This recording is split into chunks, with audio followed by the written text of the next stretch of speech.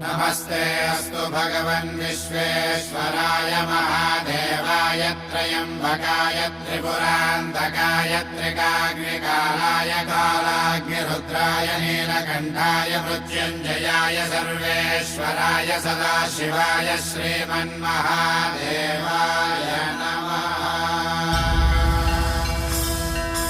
ॐ नमः शिवाय, ॐ नमः शिवाय। शिव शंभु सम्मानित शंकर ओंकार गूंजे हृदयम्। महामहान् महिम महेश्वर नम नम चरणं हे हरदम्।